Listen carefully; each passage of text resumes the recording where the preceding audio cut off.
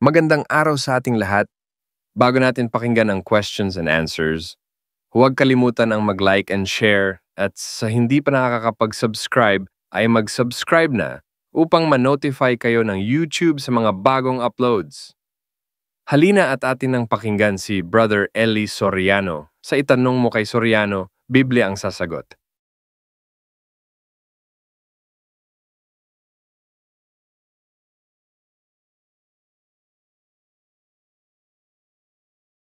May pangalawa po sana akong katanungan, Brother Eli. Sige po.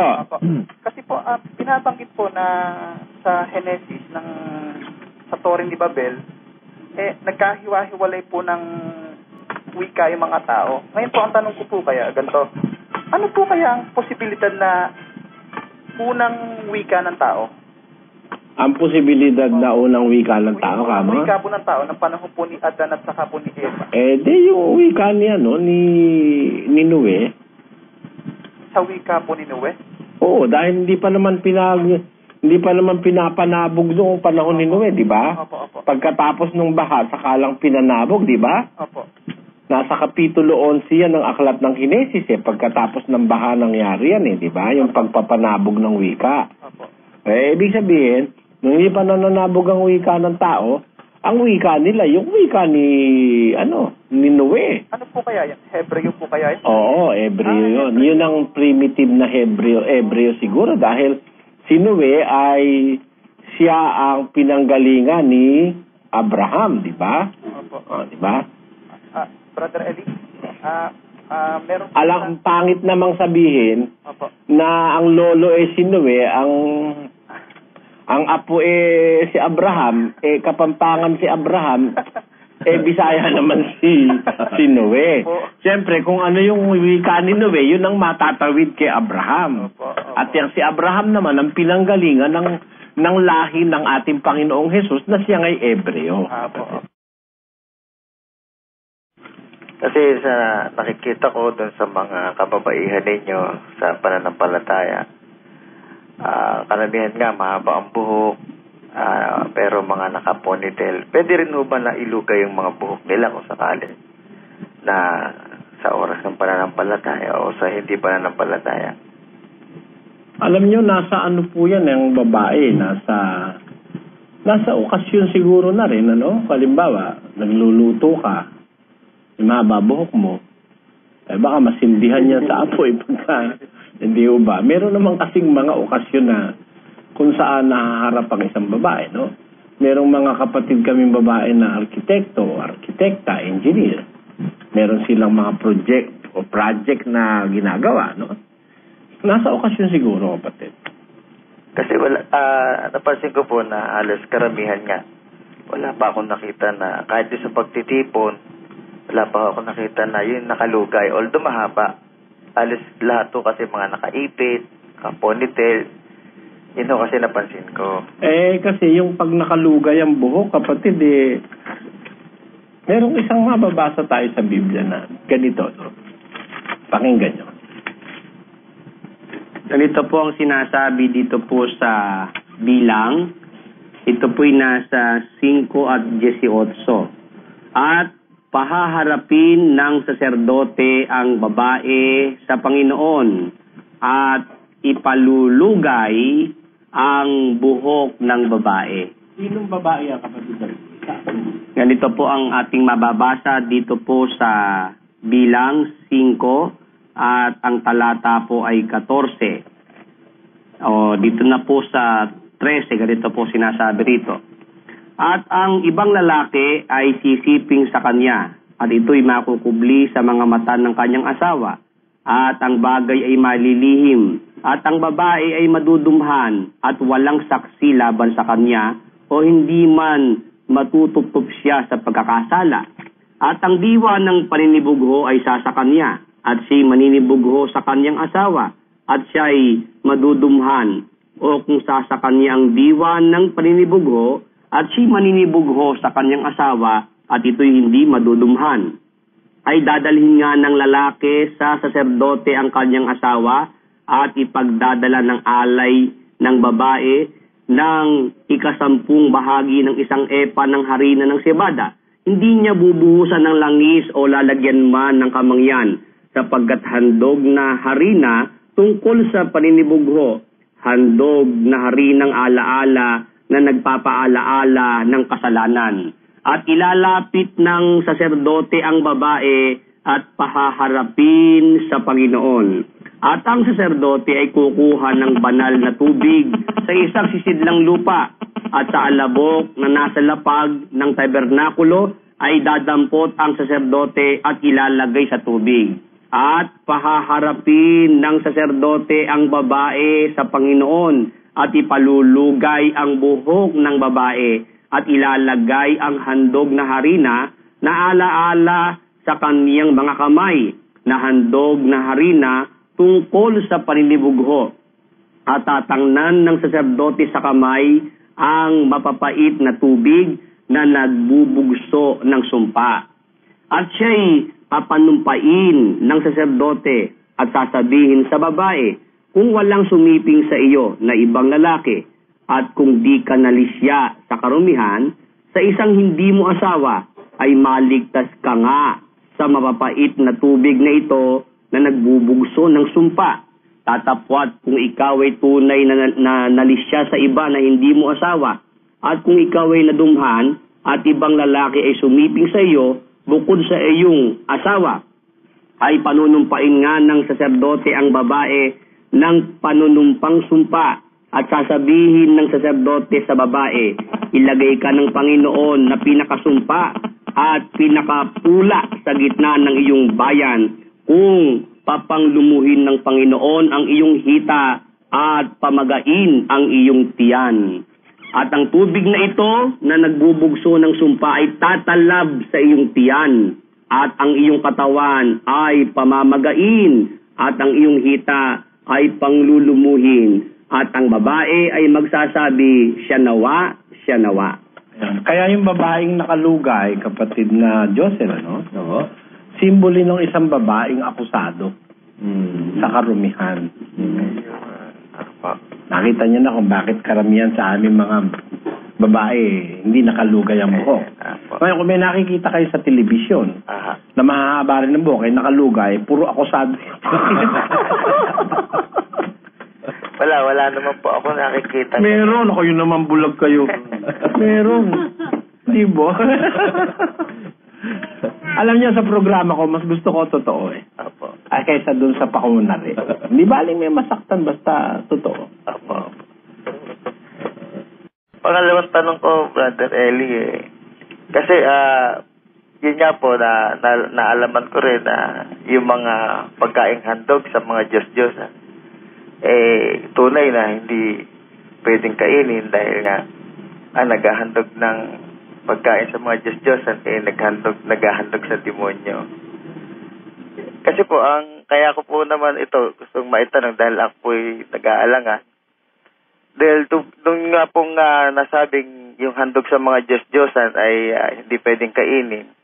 Meron po kasi kaming isang bayan dito sa Parañaque, yung kinatawag na Tanyag Sukat Parañaque, na ginawang subdivision.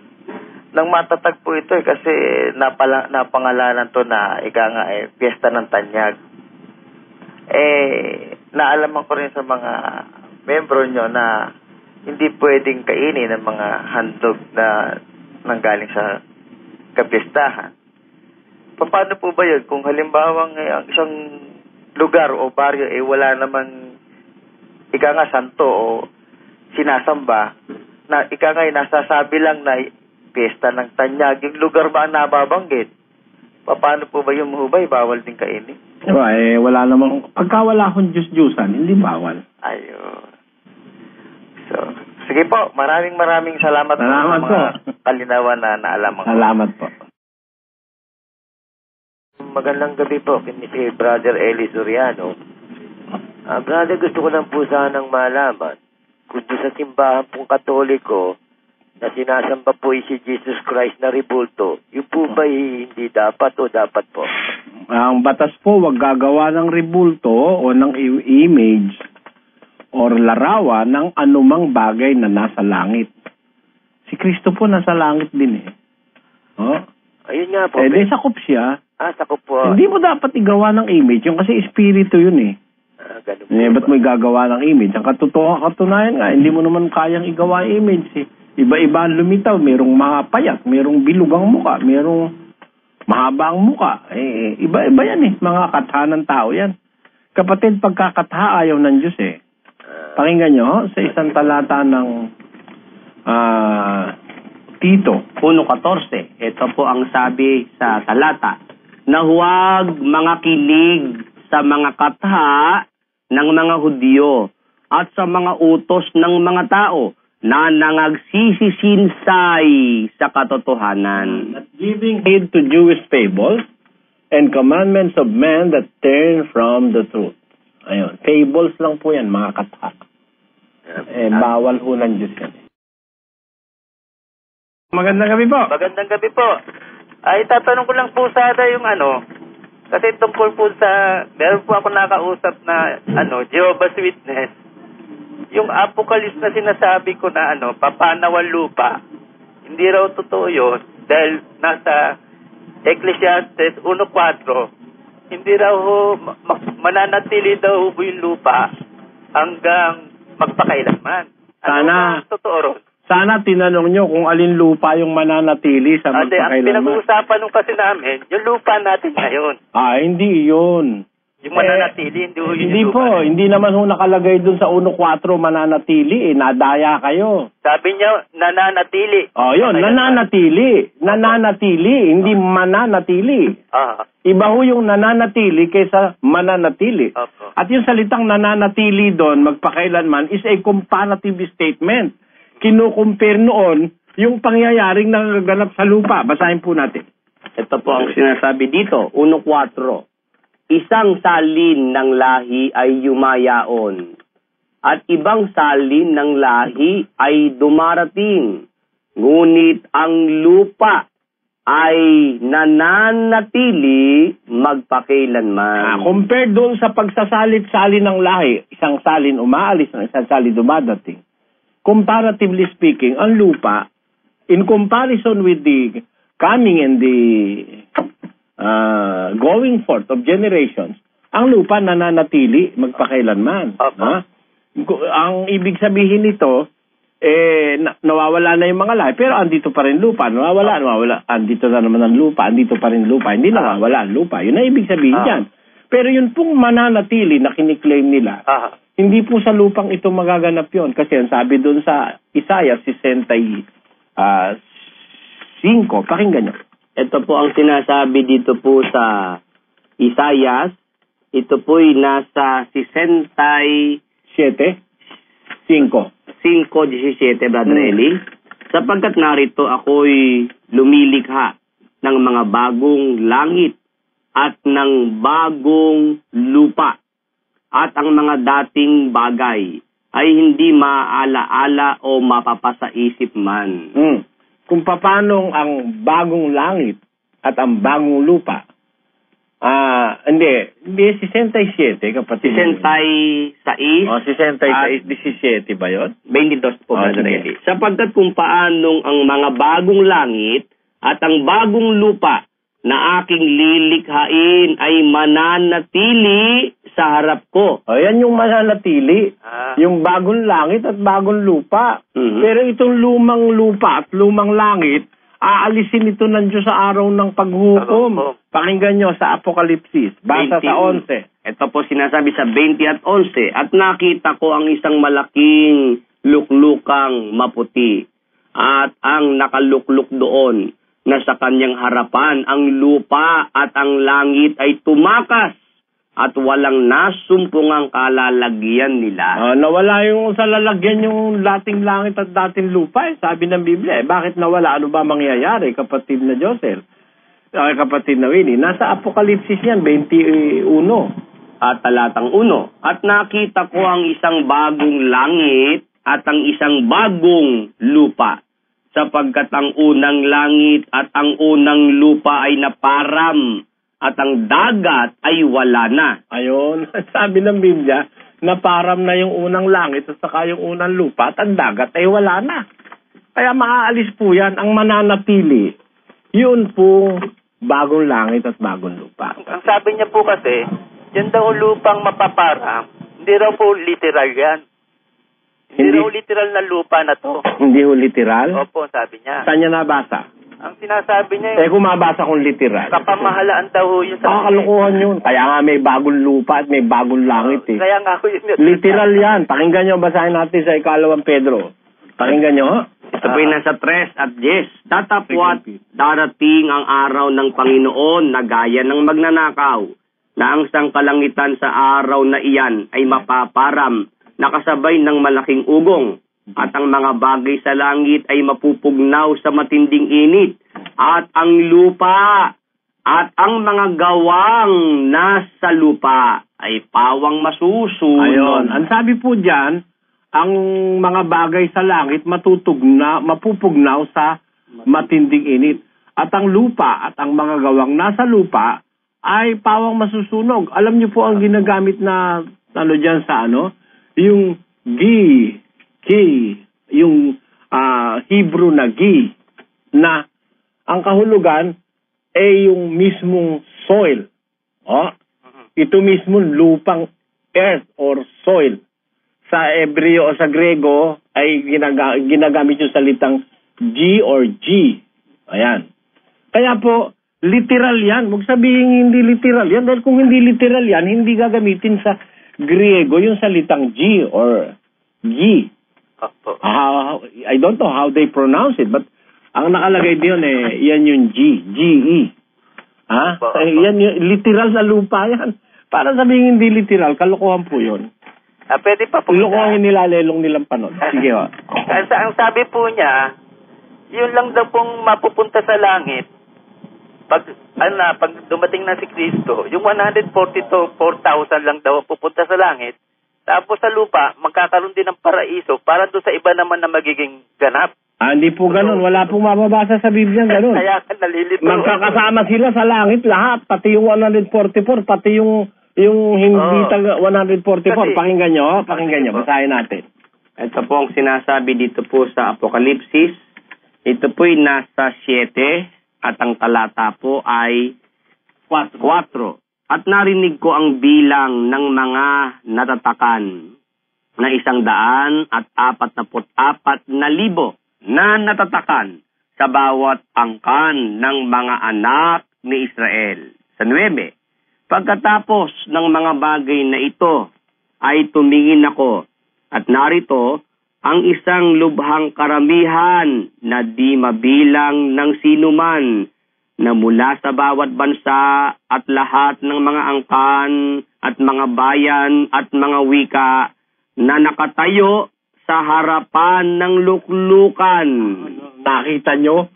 Nakita niya 144, nandun. Nakita niya yung marami, nandun din. Nakatayo rin sa harap ng luklukan, nakatarantaduhin, sasabihin hindi makakarating sa langit. Yun din po sinabi ko. Ngayon sabi niya, yun daw mga nakatayo sa luklukan, yun daw yung 144,000. Nako, hindi nga Bukod dun sa 144, nakita pa ni Juan yung lubhang karamihan. Hindi, yung 144,000 daw yun, hindi raw yun yung Israel dati.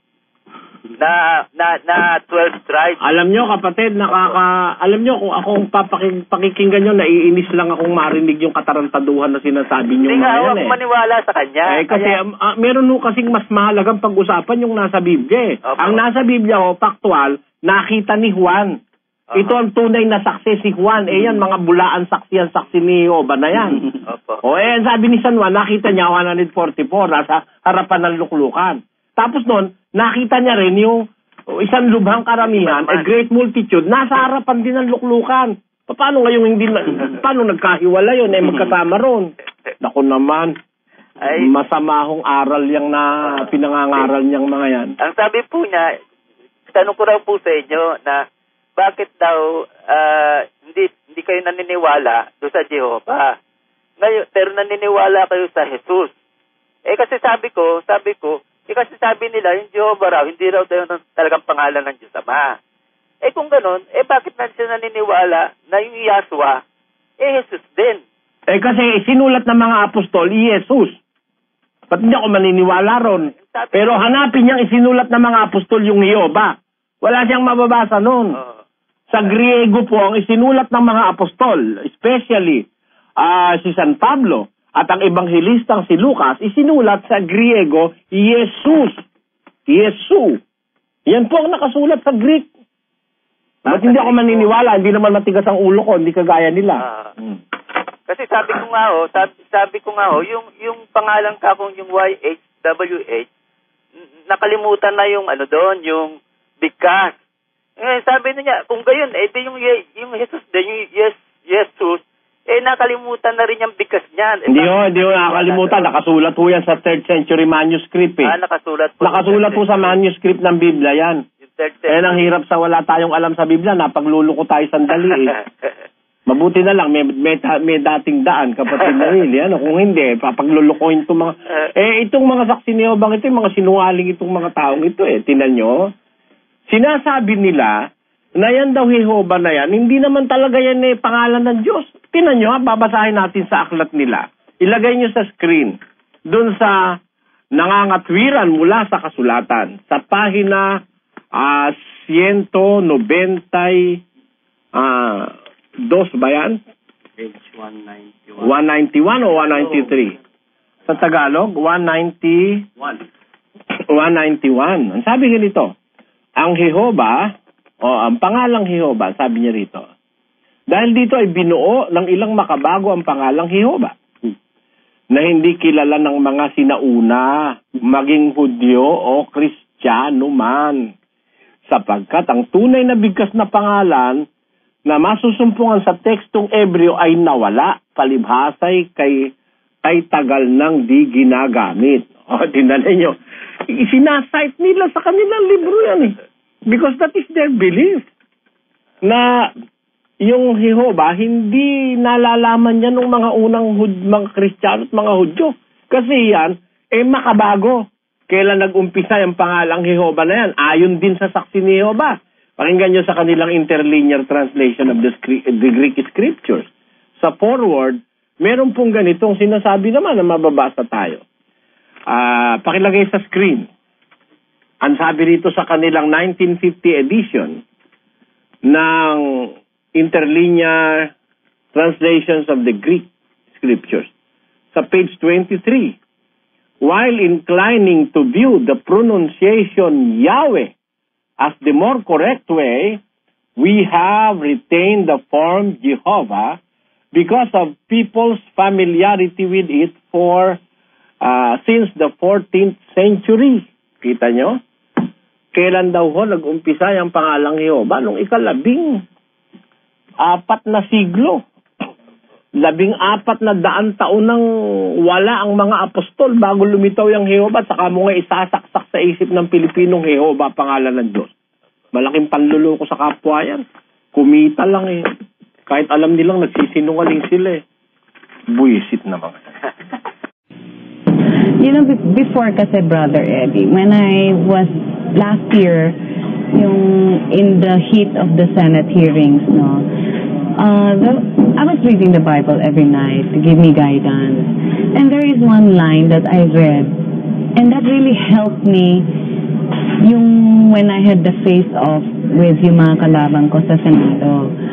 Ang nabasa ko yung line from the Bible, in which hanggang ngayon, hindi ko nahanap ulit. I kept looking back at it and hinahanap ko yung nabasa ko. That's why I called Attorney Rivera. And I wanted to ask Brother Eli to help me which of the Bible, saan verse doon ko nakita. Yung night na yun, may nabasa ako na power is only power when you can control your emotions, your anger. The night before I went to bed, yun lang ang hiniling ko, and that's the only thing when I opened the Bible and I read that you will have the power. And power is only power whenever you can remove the anger in you. Saan ko verse nakita yon? And I kept looking back and I cannot find that verse anymore. And another one was when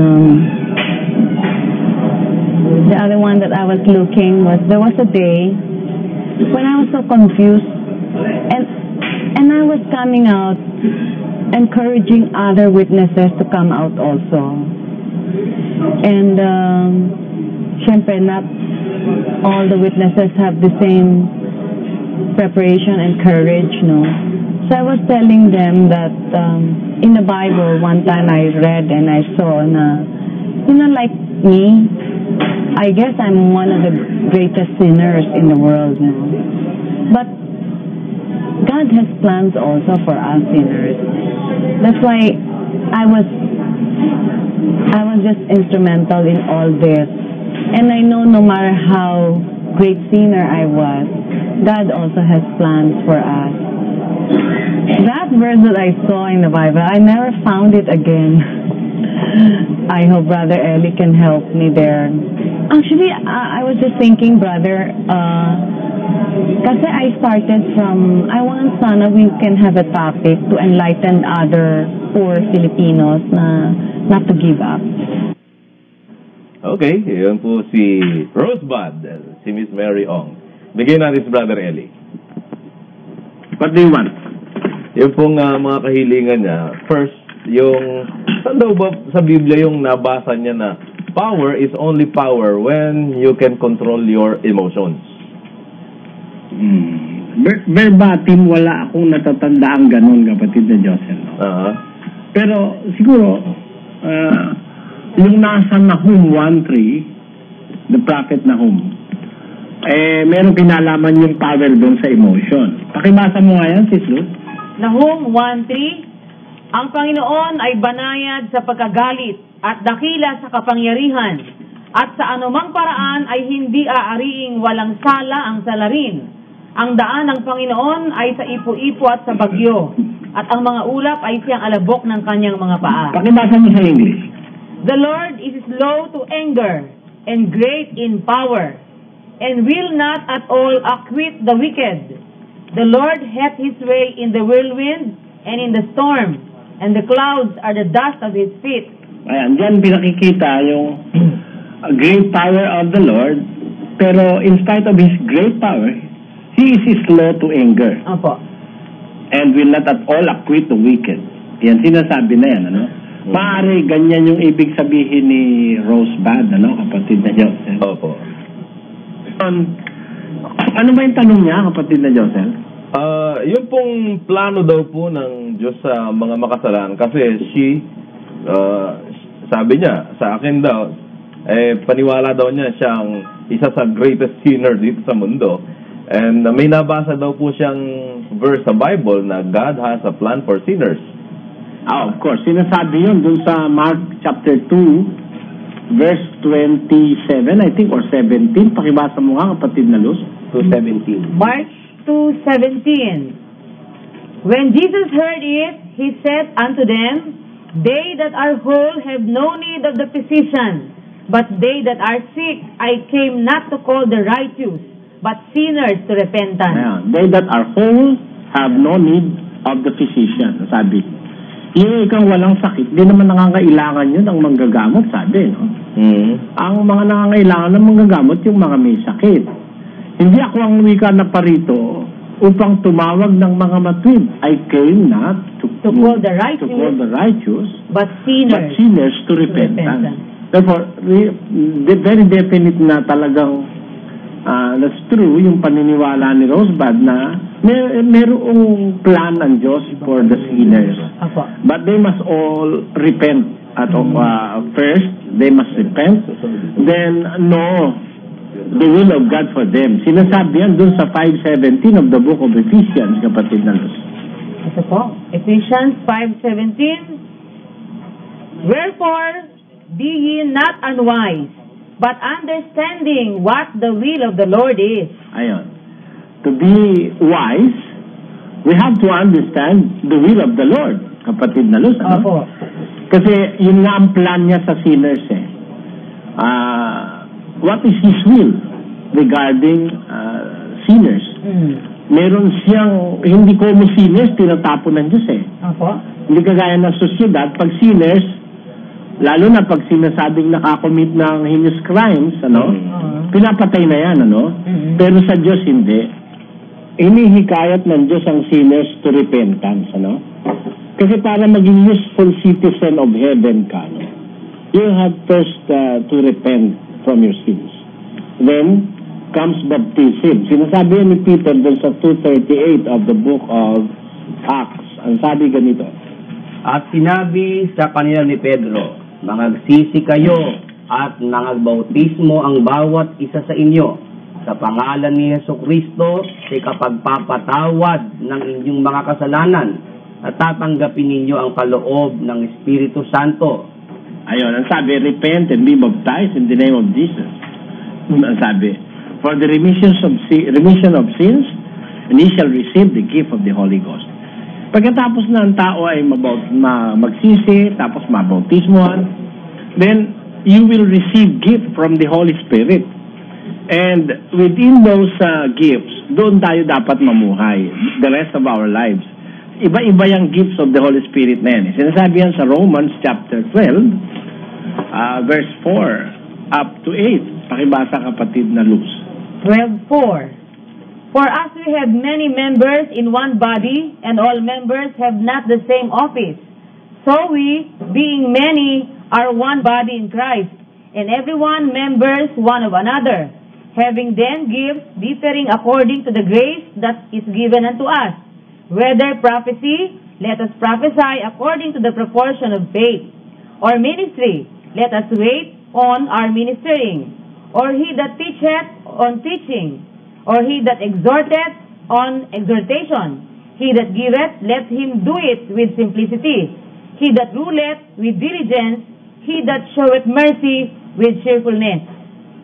Merong diversity of gifts sinasabi doon, ano? Sa 12:4 ay maliwanag yung pagkakasabi ni St. Paul, no? Although we are many, we are one body in Christ, sabi niya, no? At doon sa 12:6 ay sa 12:5, so we being many are one body in Christ, and everyone members of one of another. Tapos, having then gifts, ayan, merong mga iba-iba, no? Differing according to the grace that is given to us. Whether prophecy, let us prophesy. Yan ngayon, yung gifts that are being given, gift of the Spirit, that are being given to a person who have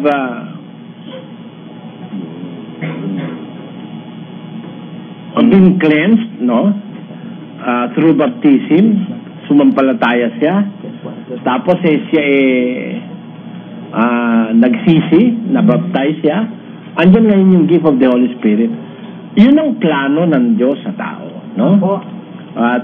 For a man to be a part of the spiritual body of Christ, tapos maglilingkod siya kung ano siya, saan siya nararapat at kung saan nalalapat, where he can serve God the best at his best, no, kapatid na Luz?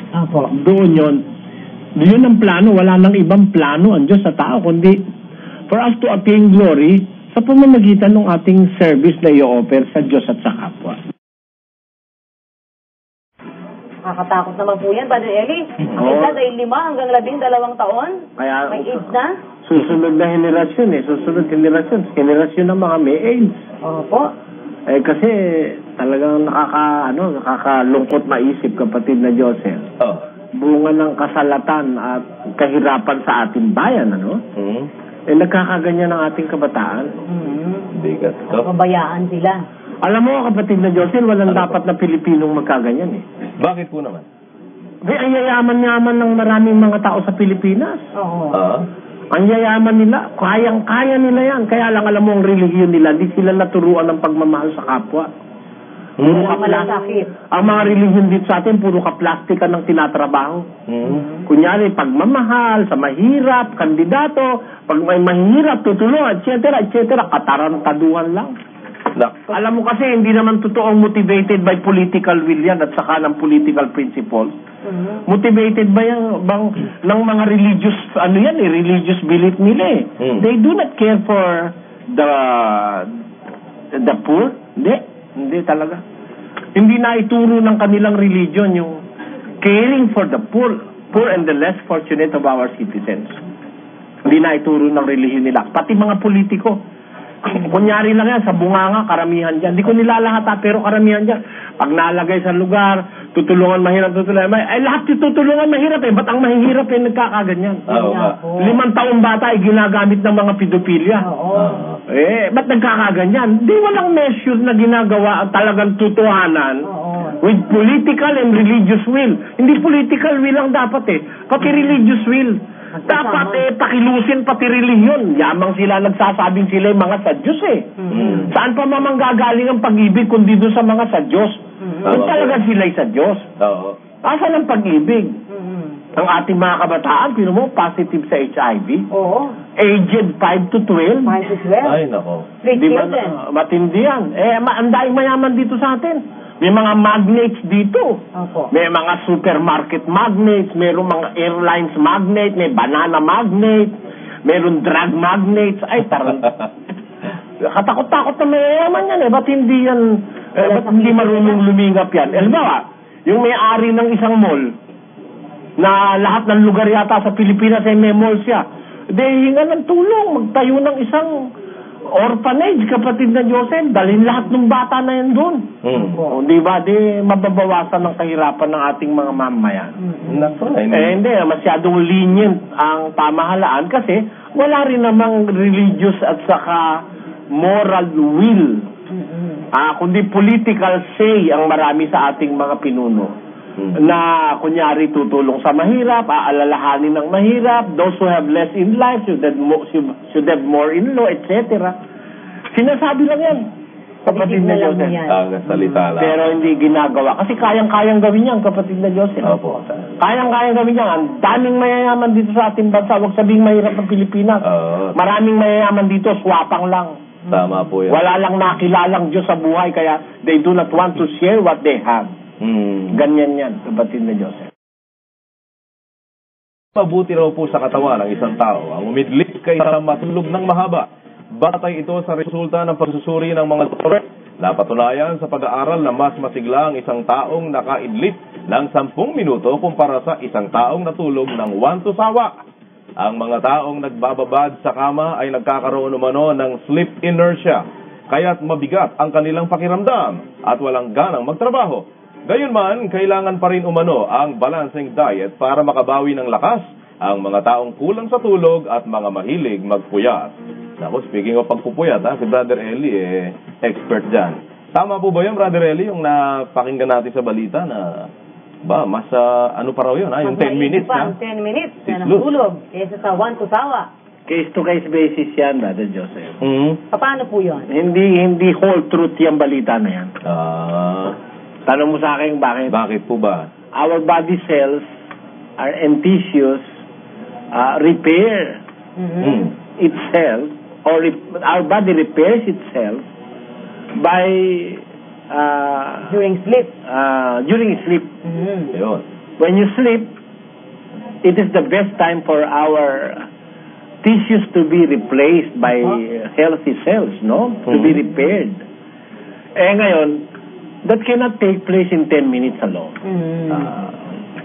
Maaari, meron silang observation na yung nakakuha ng isang 10 minutes na malakas, ano? Compared dun sa natulog ng 1 sawa. Kasi natulog naman ng 1 sawa, masama naman sa health yung puro ka naman tulog. Miski naman ng Diyos, ayaw naman nung maghapon kang tulog at magdamag, tulog ka pa rin. Tamad ang tawag ng Diyos doon. Hanggang kailan ka matutulog, ikaw na tamad. Nasa kawikaan yun sa is. Ang talata sa is. Tamad ang tawag na rin sa puro na lang tulog. Pero, yung pagtulog talaga, kailangan yun. Kahit na balansin mo ang diet mo, kapatid na Joseph, no? If you do not give your body the necessary rest and sleep. Alam mo kasi, you do not rest when you do not really rest when you are at rest. You have to sleep.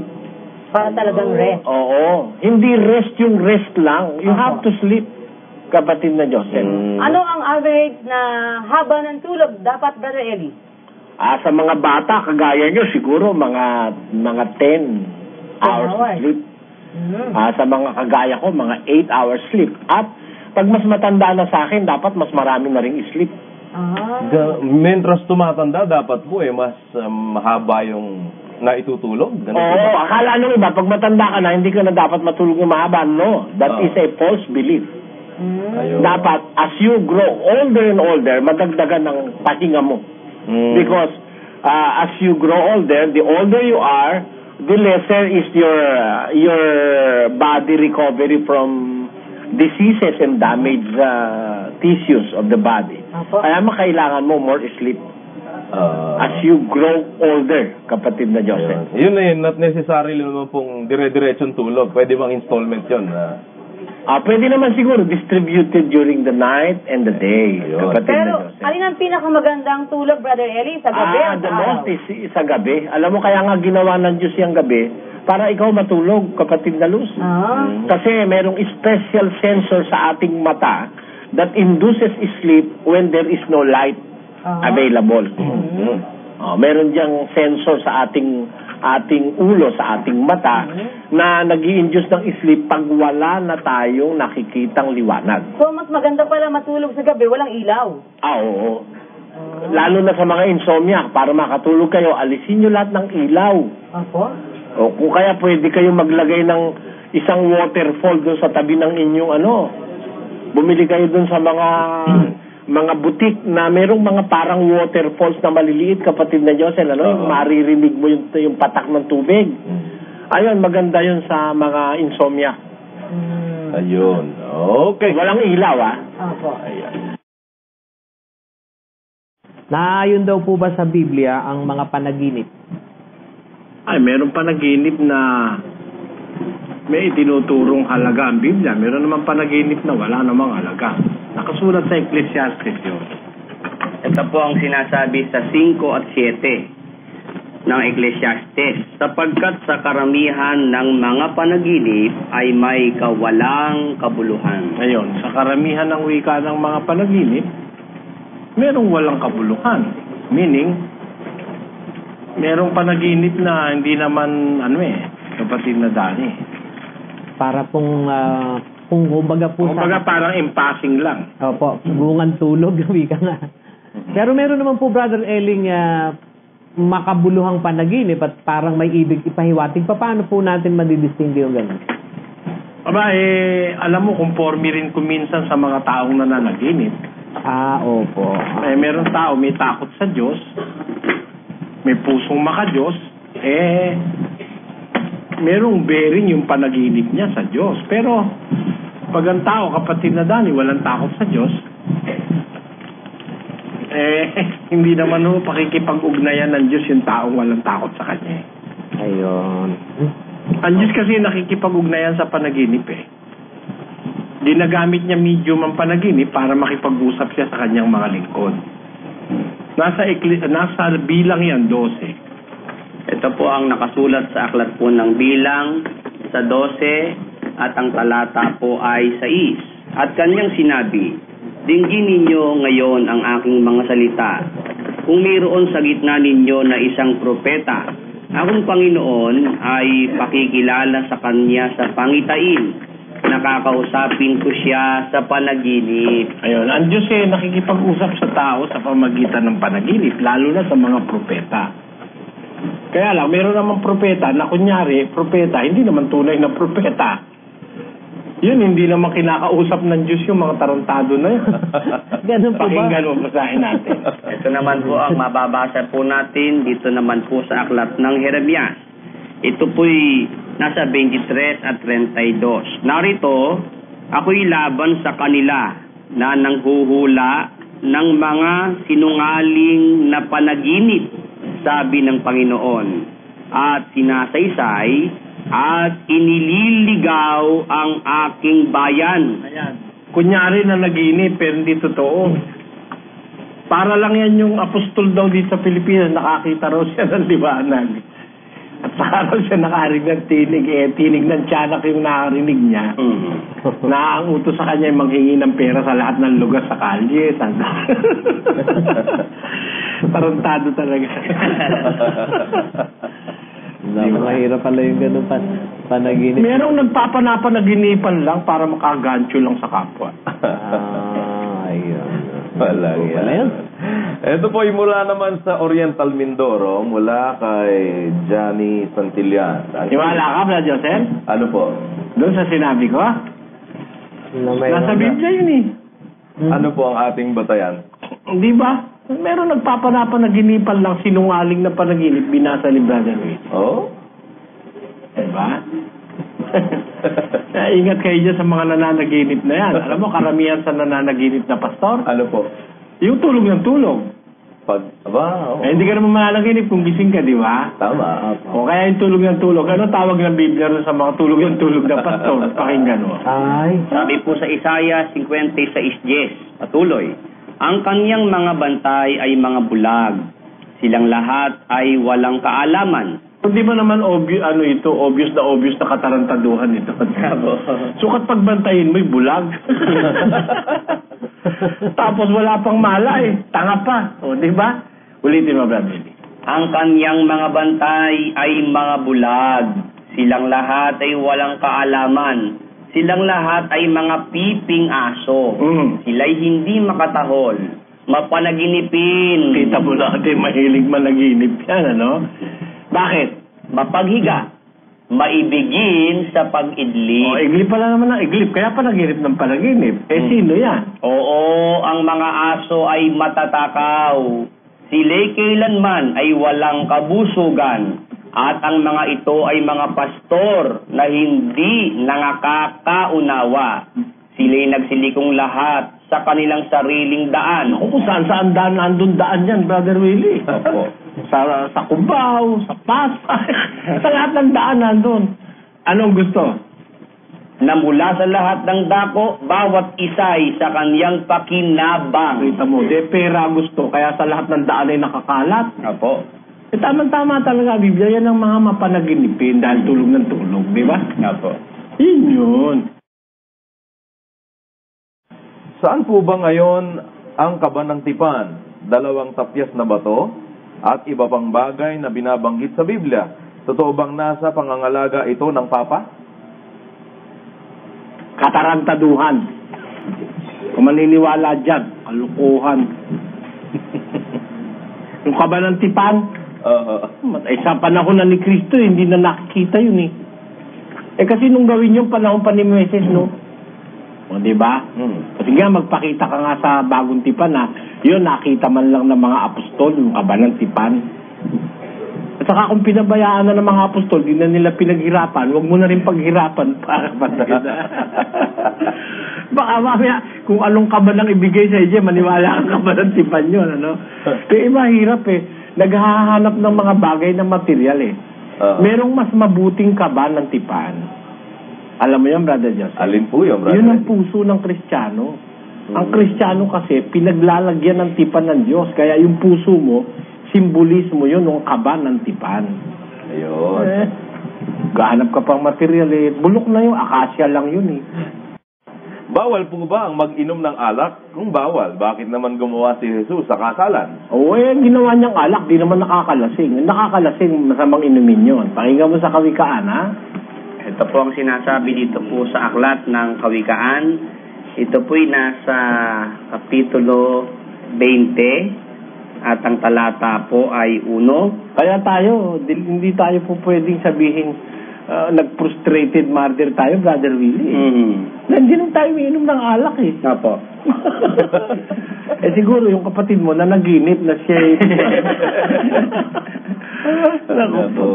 Dahil siya po ngayon umiinom na po ng alak. Oo, umiinom siya ng alak. Dahil yun ang natutunan niya sa iglesia ni Manalo, umiinom ng alak na nakakalasing eh. Nga po. Tayo, hindi tayo umiinom nun. Ba't naman tayo papatay? Lagi tayong matino ang isip natin dahil hindi tayo umiinom ng alak eh, di ba? Ngayon, ano na nga yung binabasa mo? Yung alak po Masama yung alak kasing nakakalasing. Pakinggan nyo. Sabi po sa 20 at 1 ng Kawikaan, ang alak ay manunuya, ang matapang na alak ay manggugulo, at sino mang napaliligaw sa kanya ay hindi pantas. Temo, pag napaligaw, nakakaligaw kasi yan eh. Nga po. Totoo nga eh, pagka lasing ka na, yung paa mo, hindi marunong umuwi ng bahay kuminsan. Di ba? Kaya masama talaga yung alak nakakalasing, kapatid na Diyos. Okay. May kanya-kanyang isip ba ang Ama, Anak, Espiritu Santo? Hindi po ba sila magkakasalungatan ng pasya? Hindi, kahit sila may kanya-kanyang person at meron sila kanya-kanyang isip, sila'y nagkakaisa sa lahat ng paraan. Hindi sila pwedeng magkasalungatan. Ang always na ginagawa ng anak, sumunod sa kalooban ng Ama. Sabi nga ng Panginoon, masunod ang kalooban mo at hindi ang sa akin, sabi niya sa tatay niya, sa kanyang Ama. Diba? Sulat niya sa Mateo 27. Kapatid na Willie, pakisbasa. Ito po ang sinasabi dito po sa 26 at 39 ng Mateo. At lumakad siya sa dako paroon at siya'y nagpatira pa at nanalangin na nagsasabi, Ama ko, kung baga maaari ay lumampas sa akin ang sarong ito, gayunmay, wag ang ayon sa ibig ko, kundi ang ayon sa ibig mo. Ayun. Hindi. Meron siya sarili niyang isip, pero hindi niya ipinipilit yun. Hindi. Lagi siyang masunurin sa Ama, kapatid na Diyos. Naghihimala ba kayo? Sabi kasi nila, pag hindi nagpapakita ng himala, ay hindi sa Diyos. Ano? Yun nga nagpapakita ng himala, yun ang hindi sa Diyos. 24 ng Mateo. Baligtad Oo. Pakibasa, Brother Willie. Sapagkat may magsisilitaw na mga bulaang Kristo at mga bulaang propeta at mga nagpapakita ng mga dakilang tanda at mga kababalaghan, ano pat ililigaw kung maaari pati ng mga hirap. Yan ang mga magliligaw yung mga magpapakita ng dakilang tanda at kababalaghan, kapatid na Josel. Ayun, yan ang delikado, kapatid na Josel. Tatanong ko lang po, kasi nahiwagaan lang po ako nun sa pagpasok ni Cristo sa Jerusalem na nakasakay sa maliit na ano. Meron ba? Mahina, dinig niyo ba? Meron ano? Meron po bang ipinahiwatig yun? Oo naman. Ano po ipinahiwatig? Karaniwan kasi sa mga hari, sumasakay sa kabayo. At yung kabayo, simbolismo ng pagdirigma yun. Siya, sumakay sa maliit na asno, ibig sabihin, he comes in the name of peace. Pumapasok siya sa Jerusalem, ang dala niya kapayapaan. Di ba meron namang malaking asno? Bakit maliit? Meron namang malaking asno. Yun nga ibig sabihin. The very peaceful entrance. Naintindihan mo? May malaki namang asno pakakatakbo rin yung malakalakas yun mas mabuti na yung maliit dahil to prove na si Kristo walang dalang violence sa Israel. Sige. Kasi po yung tungkol sa reliyon, hindi ko nakuha lahat ng sitas. Kasi malimit po kasi makipagtalo yung mga JIL sa po. Na ano? Yung makilig po silang makipagtalo na hindi raw po mahalaga ang reliyon. Si Raulo kasi ng mga mga pastor ng demonyo kasi mga nagtuturo. Paano mo sasabihin? Walang kwenta ang relihiyon, hindi mahalaga. Nasa Biblia yung salitang relihiyon, itinuturo ng Biblia, may dalisay na relihiyon. Tapos eto ngayon ng isang tao, magsasabing walang kwenta relihiyon. Kung kamag-anak ko lang, sasampalin ko yan Panluloko sa kapwa-tao yan. Marami nang nailigaw yung mga gago na yan. Sipin mo. Pwede ibigay yung mga sitas? Nasa Santiago, 1:27. Di ba? Apo. Si Pablo, kaya siya nang uusig nung una, nasa relihiyon siya ng mga Hudyo. At actually, kinandili siya ng relihiyon ng mga Hudyo para ihatid siya sa panahon ni Kristo. 1:15 ng Galacia, 1:13 hanggang 15 ng Galacia, tapos doon sa Galacia 3:24 hanggang 25, tapos Santiago 1:27, tapos Hebreo 12 at 14. Yan ang mga talatang nagpapatunay na mahalaga ang relihiyong sinasabi ng Biblia.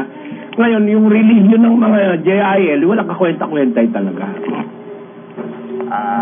Yung relihiyong nasa Biblia, talagang mahalaga yun. Tatandaan mo, pag may nagsasabi ng isang bagay na pagliligaw sa kapwa, huwag kayong papayag nun. Kasi ang pagpayag mo nun, magpapahamak ng marami yun eh. Pero kung sasabihin mo, walang kwenta reliyon, nasa Biblia, tinuturo ng Diyos, isang dalisay na reliyon. Pawawalan mo ng kwenta, malaking kalapastanganan sa Diyos yung mga gago yung mga tao. Alam ko naman mo kasi yung sinabi niya noon na sa batong ito itatapat ko aking iglesia. Kaya alam ko po yun na inililipon po ni Cristo yung ano. Kaya masasabi ko sa iyo, no, kung meron mang nakakapagpataas ng aking presyon, yung mga walang hiyang pastor sa ating panahon, gago yung mga yan. Natuturuan ng tao nung walang batayan sa Biblia at kung alin yung nasa Biblia, yun ang binabaliwala. Di ba? Kaya nakakasikip ng kalooban niyang mga kalukuhan niyang mga tao. Maraming salamat. Sige po, Mr. Sanchez ng Baclaran. Ba't ka kasi nakikinig dun? Nakikinig ka pa dun sa mga lapastangan sa Diyos na ganun? Oo nga. Kung si Brother Jose lang, ingungud-gud ko yun dyan. Marami, ipapahamak yung mga demonyo na yun. Kukunan ka na ng ikapo. Oo. Ha?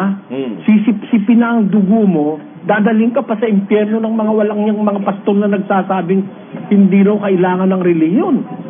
Saan mo nabasa sa Biblia hindi kailangan ng reliyon? Bahagi ng turo ni Kristo yung reliyon. Yung religare, yung religio, which means reconciliation. Sa Griego, ang kahulugan nun reconciliation, pagbabalik na muli, pagtataling muli, pagtatali sa Diyos at sa tao. Pagkatapos sasabihin hindi kailangan, matitinding kademonyo ang alam nito mga pastor na ito.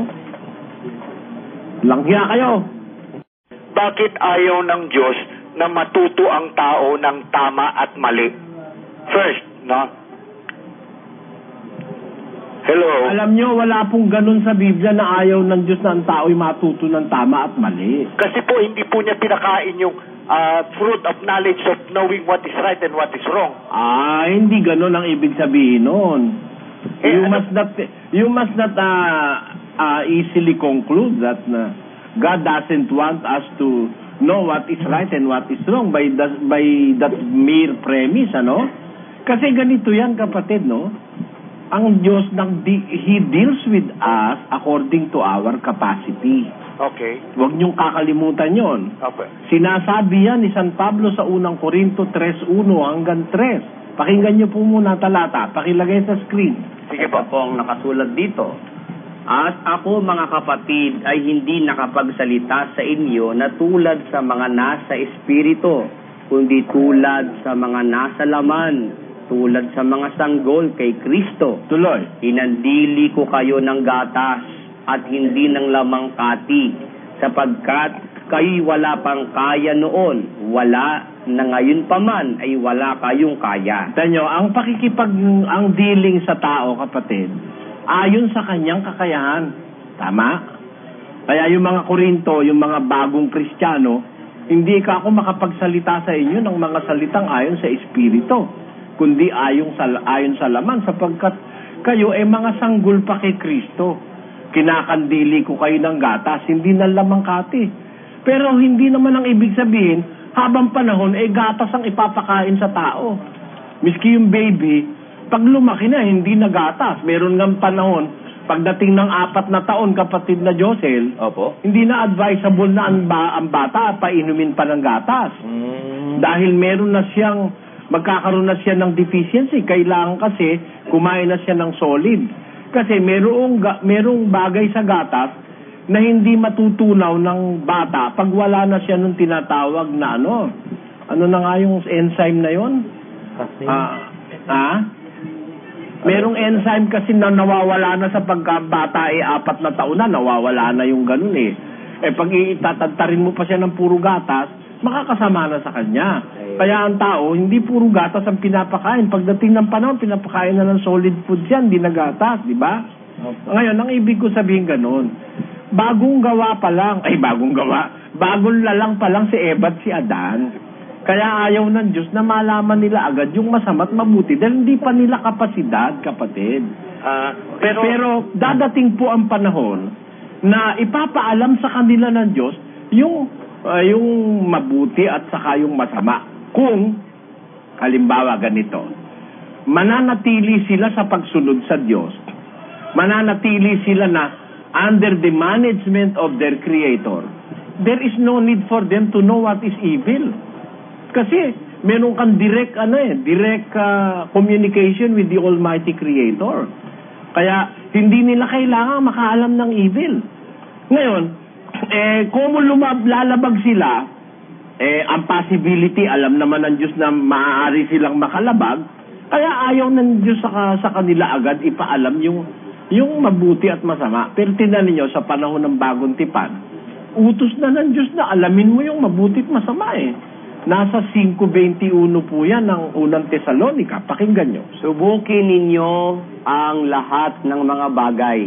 Ingatan ninyo ang mabuti. Layuan ninyo ang bawat anyo ng masama. Yan po ang nasa Biblia. Pagka ang tao'y nandun na sa talagang estadong he can deal with evil squarely. Aba, hindi naman po masamang malaman mo yung masama kapatid Di ba? Kung nagustuhan ninyo ang aking upload, please like, share, and subscribe. At mag-comment na rin. Maraming salamat sa panonood.